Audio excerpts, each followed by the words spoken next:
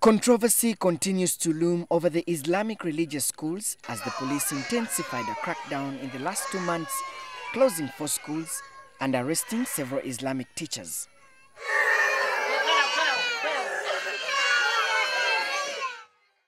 The schools are in Mukono, Kasokoso, Mbarara and Nabweru. In an exclusive interview with NTV, the Ministry of Education spokesperson Patrick Muhinda says that as far as the ministry is concerned, the schools do not exist. From what has been gathered so far, Madrasa schools do not have licenses. So if a Madrasa school would like to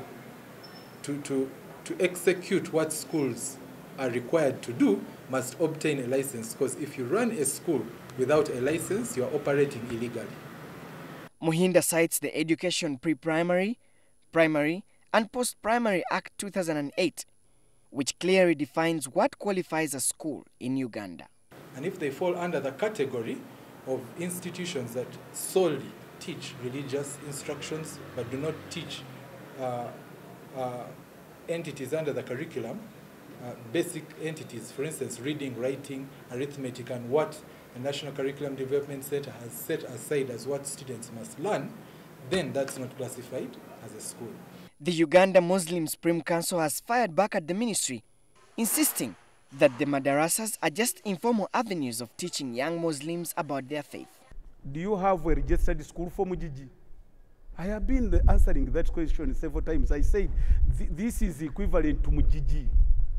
A child stay there for only 1 year or 2 years before starting primary one, because in primary, I mean the arrangement, the ministry has just, there is no pure religion in all schools.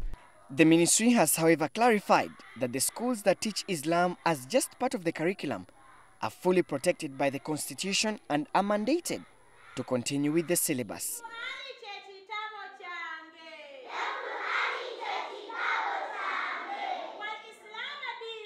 The police recently cited poor hygiene and improper treatment of children in the different Muslim religious schools as the reasons behind their closure. The Muslim fraternity, however, did not have any kind words for police's actions.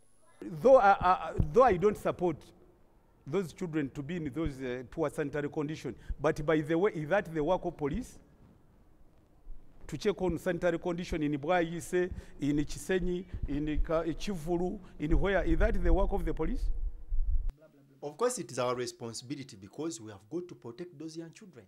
As police, we cannot wait. For example, if there is a fire outbreak, or maybe children have died because of hunger, we cannot wait for people to die and we say, oh my God, we didn't know what was happening. No. Of course, where we are seeing things are not moving on well, the police will always come in to save. The Muslim fraternity insists that it is important to groom children from the age of 2 to ensure that they clearly understand their faith, and therefore no ill intentions should be attached to it. Solomon Serwanja, NTV.